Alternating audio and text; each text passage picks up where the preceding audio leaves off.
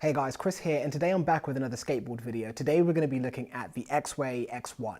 This is a board that as soon as I saw its spec and the way it looked online, everything sealed inside the deck, really sleek, really light, it was a board that I was after. But I was of course a little unsure of how the performance would be affected because of this board's unique design. So in this video I'm going to be breaking down my experiences with this board and giving you a bit of feedback about how I've been riding this board after clocking just over 100 miles.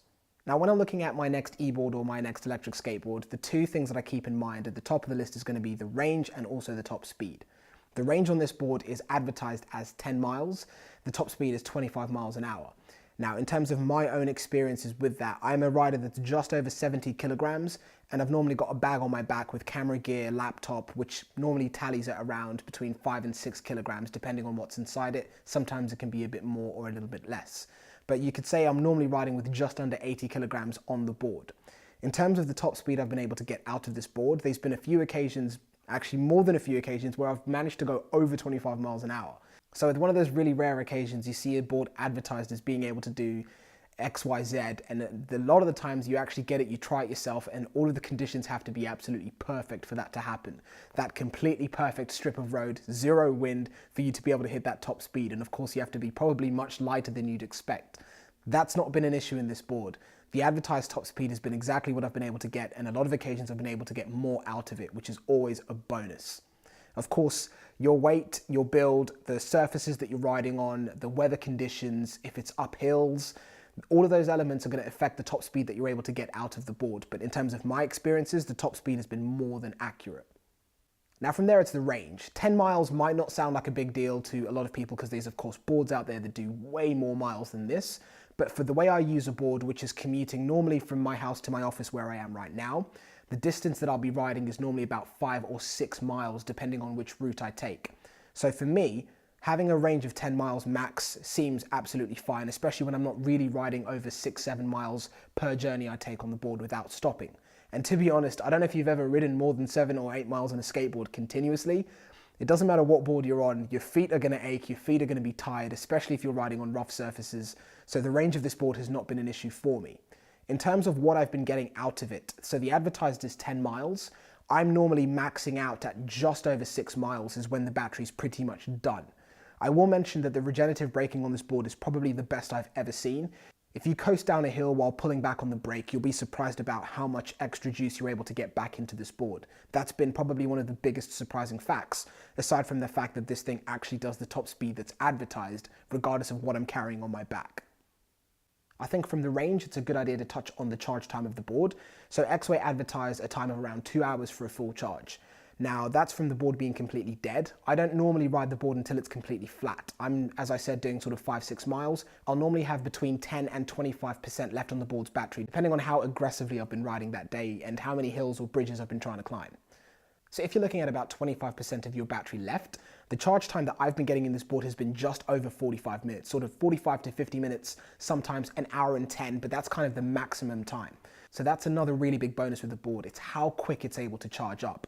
For me, being able to ride, say, 4 or 5 miles, taking a break, maybe grabbing a coffee, plugging the board in for charge for maybe 30 minutes to 40 minutes, and I'm good to go again with 100% battery is a bonus. So the range of this board has just not been an issue for the way I ride. Something that we've definitely got to talk about is the remote of the Exway board. Now, it looks pretty simple. A lot of remotes resemble this one over here, but the shape of it is awesome. It fits in your hands really, really nicely, and it's got this sort of a rubbery tactile surface. Now, although that does show scratches really, really easily, if you drop the remote or if it's rubbing against your keys inside your bag, it does sit in the hands really nicely. The remote itself has the one scroll wheel at the top for accelerating and also braking. Scrolling the wheel back also can be used to reverse depending on what setup you have on the remote itself. But along the center part of the remote, it's got a screen that shows you the battery percentage of the board and also the remote itself and the speed that you're going at. Really, in my opinion, the only thing that I've not liked about the remote is going to be the fact that it doesn't have a dead man switch. Sometimes I might be coasting on the board, like while I'm quickly replying to a text message or just doing something else, or when I'm carrying the board and it's on, and I might brush past the remote and hit the wheel, which then sends the board flying. So that's just something that I've noticed. I'd much prefer to have a dead man switch on the remote, but it's not a complete deal breaker. Just have to be a little bit more careful with where this goes and make sure you turn the board off when you're not using it. The great thing about this remote and also this board is that it has an app that you can pair up with it. Now, it's not just an app to be able to log how fast you've been going or the distance that you've traveled in the board. It's to adjust the 4 different speed modes that are inside the board, which is something that I've not seen on any other e-board to date. You're able to customize the amount of torque or acceleration and the top speed that you get out of each of the speed modes. Now, standardly, the speed modes are there to allow you to get more familiarized with the board, so it goes from going very, very slow, and as you go up in the modes all the way up to mode 4, the board gets quicker, the acceleration gets much more responsive and torquey. But being able to customize these to exactly how you like them, I think is an awesome touch, and it's something that I've not seen on any other board. So quick note on how the Exway handles hills. Now, this is something that I've personally not had any trouble with at all with this board, but I will say that when you go up a hill that kind of is higher than say 14, maybe 17% incline and up, you really notice the battery life diminishing quickly. And you need your board to be able to cope with those. I'm not saying that this can't, but you have to bear in mind that you're going to chew through a lot more battery climbing those really steep hills. But aside from being able to go up those hills nice and quick without losing too much speed, I've not had an issue with the Exway. So from there, we're going to go on to the construction of the Exway, how the board's built. As you can see, everything is enclosed. Inside the deck of the board sits the battery, so you can't actually see anything on the surface of the board. It's just nice and clean. I think it looks really, really good. The motors of these boards are hub motors, so they're built into the rear wheels. It means that the back of the board is going to be significantly heavier than the front. But again, that's not a complete deal breaker. The fact that everything is built into this board not only makes it look sweet, but I think it's a lot more low-key than some of the other boards, because this actually, when it's sitting up against a wall or when I'm on a train, it just looks like a normal longboard. It's only when you turn it on and people see the light that they start to kind of like double take at the board.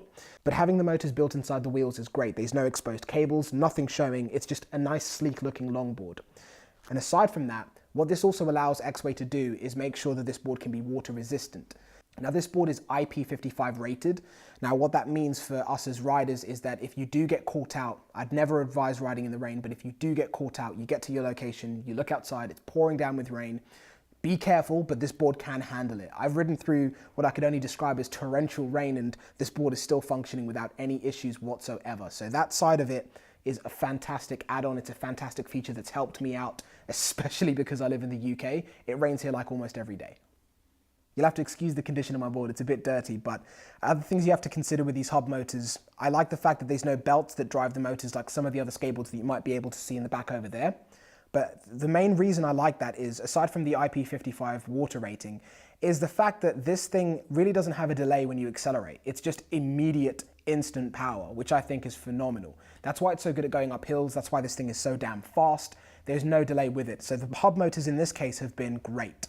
But one thing I'll mention is that if you look very closely at the wheels, because the motors are built into the rear wheels, the actual wheels that you have on the back are much, much thinner than the wheels that you have on the front. Now, there's 2 negatives behind that. You'll have to replace these a lot more frequently than you will have to replace the ones on the front, which isn't really a big deal, and Exway do provide spare wheels inside the box when you buy the board.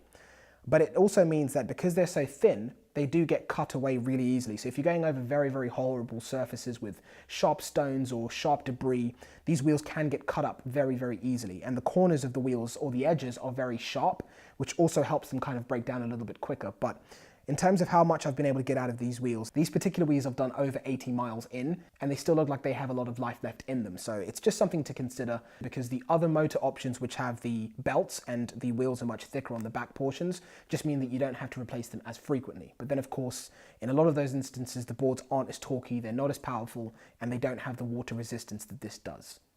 Other points about the surface of the board itself, I really like the finish that they've given this board. It seems to be able to handle abrasions quite nicely, and because it's not a very smooth, nice glass looking surface like some of the skateboards that I've seen, it means that when you do get scratches, you do get stone chips, you don't really see them. It can take them a lot better than some of the other boards that I've seen that have a lot more kind of exposed surfaces on the base. So this is really good. I've not had any issues in terms of the durability of the actual deck, because of course there's a lot of stuff packed into this deck. It's held its own really nicely, and I know I shouldn't be, but I've been going down curbs, up curbs with this board without any issues.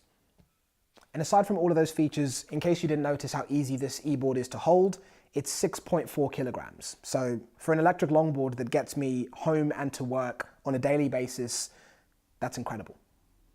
Now, more points on the deck of this board over here. Because the fact that all of the battery and everything is packed into the actual deck itself, there's little to no flex with the actual deck.